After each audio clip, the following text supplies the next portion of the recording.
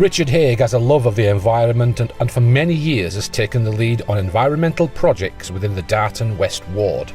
He takes great pride in ensuring that the area is attractive and nice for residents to enjoy. I think the main thing that I find is that I want it to give something back. Give something back to the community. I've always been involved as an ex-teacher with young people, and basically see if I could generate interest and ideas that could be used in developing the area and making sure that we're looking after the environment carefully and properly. By basically involving young people, it creates that greater sense of community. I think it's a purpose. I think it's having that pride in the area, and I think it's one of these things whereby you feel as though you are still giving and giving back to the community and engaging other people. We basically now have just got blue plaque status. We're developing the Gorba History Trail so that the pupils from the primary school can use this as one of their main curriculum projects. People and visitors to Gorba can see the history that we don't want to see forgotten. Absolutely stunned. Do you know, it's lovely to think that people have seen and recognised, but you don't do it for that. But it makes you absolutely humbled that somebody's gone out and done this. It's incredible. Josie Whiteley worked closely with Barnsley College music lecturer Richard Tolson and helped set up arts charity Enrich following his death. To date, Enrich has given small grants to support projects such as helping novice singers get their voices heard, right through to supporting a local poet in his 60s enter his work in national competitions.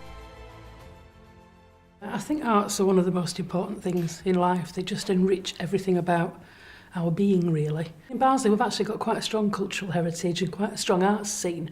But obviously arts funding is being cut repeatedly and has been over the last decade to 15 years. And because Rich T was head of music and performing arts at Barnsley College and he was passionate about the arts, it just seemed a fitting way to remember him, really. And what we do is we give grants to groups or individuals.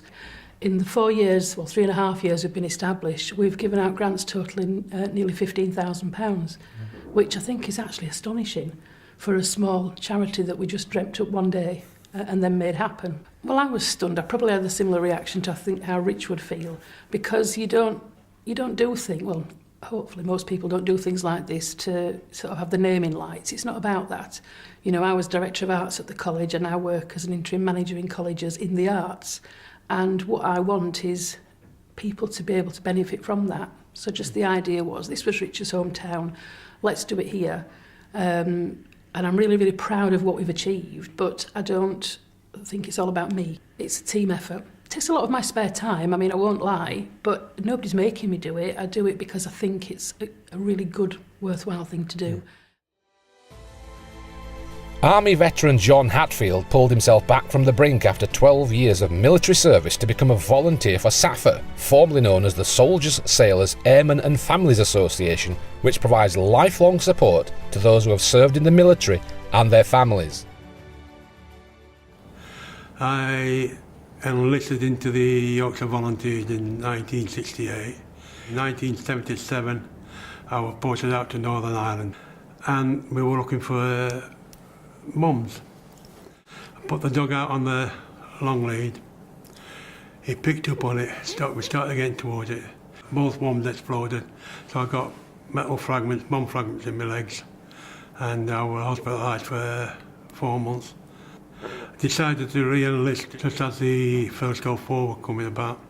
Went out there, and Saddam Hussein used mustard gas on us. After that, I was invalided out of the army. I suffered with PTSD. I spent 5 years living out of the bottle in the streets of London. I looked at myself and I was disgusted with what I saw. I was lucky at the time, the Salvation Army were going around. From there, they helped me. What I've received, I want to give it back 10 times, 20 times, 100 times. Well, I'm what they call a caseworker. If you get a phone call from an ex-serviceman, we help with housing, you're getting them new furniture, stuff like that. I didn't come into volunteering for an award. When this came out of the blue, I was really shocked.